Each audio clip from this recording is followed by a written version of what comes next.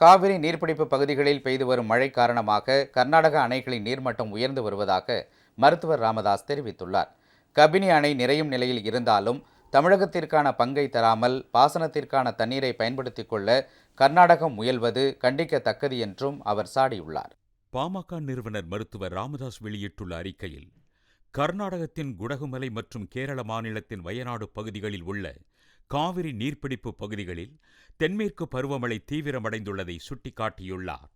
அதன் காரணமாக கர்நாடகத்தில் காவிரி மற்றும் அதன் துணை ஆறுகளின் குறுக்கே கட்டப்பட்டுள்ள கபினி, கிருஷ்ணராஜசாகர், ஹேமாவதி, ஹாரங்கி ஆகிய அணைகளுக்கு நீர்வரத்து அதிகரித்திருக்கிறது. நேற்று காலை நிலவரப்படி 4 அணைகளுக்கும் சேர்த்து வினாடிக்கு 26,156 கன அடி தண்ணீர் வந்து கொண்டிருக்கிறது. 4 அணைகளின் கொள்ளளவு 59.93 TMCயாக அதிகரித்துள்ளது. இது 4 அணைகளின் மொத்த கொள்ளளவில் 52 விழுக்காட்டுக்கும் அதிகம். அணைகளுக்கு நீர்வரத்து தொடர்ந்து அதிகரித்து வருகிறது.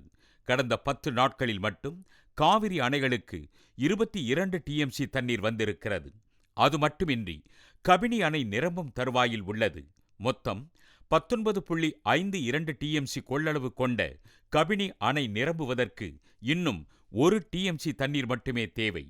இதே அளவில் நீர்வரத்து தொடர்ந்தால் அடுத்த 2 நாட்களில் கபினி அணை நிரம்பிவிடும்.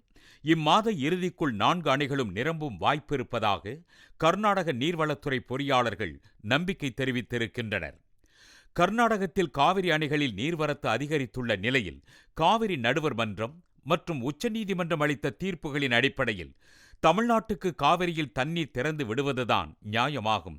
ஆனால் தமிழகத்திற்கு தண்ணீர் விடுவது எந்த அறிவிப்பையும் வெளியிடாத கர்நாடக அரசு வரும் 8ஆம் தேதி முதல் கர்நாடக பாசனத்திற்காக பாசன கால்வாய்கள் மூலம் தண்ணீர் திறக்கவிருப்பதாக அறிவித்திருக்கிறது. இது உச்சநீதிமன்ற தீர்ப்பை அவமதிக்கும் செயலாகும். இதன் மூலம் காவிரி சிக்கலில் கர்நாடகம் வழக்கம்போல் அதன் உண்மை முகத்தை காட்டியுள்ளது. காவிரி நீர்ப்பகிர்வு வழக்கில் 2018ஆம் ஆண்டில் உச்சநீதிமன்றம் அளித்த தீர்ப்பின்படி நடப்பாண்டின் ஜூன் மாதத்தில் 10 TMC, ஜூலை மாதத்தில் 34 TMC என இம்மாத இறுதிக்குள்ளாக 44 TMC தண்ணீரை திறந்துவிட வேண்டும். ஆனால் இதுவரை 1 TMC தண்ணீரை கூட தமிழ்நாட்டுக்கு கர்நாடகம் வழங்கவில்லை. இதை எந்த வகையிலும் நியாயப்படுத்தவே முடியாது. தமிழ்நாட்டில் குறுவை பாசனத்திற்காக மேட்டூர் அணையிலிருந்து ஒவ்வொரு ஆண்டும் ஜூன் 12ஆம் தேதி தண்ணீர் திறக்கப்படுவது வழக்கம். ஆனால் நடப்பாண்டில் கர்நாடக அரசு தண்ணீர் திறந்து விடாததை காரணம் காட்டி மேட்டூர் அணையிலிருந்து தண்ணீர் திறந்து விடப்படவில்லை.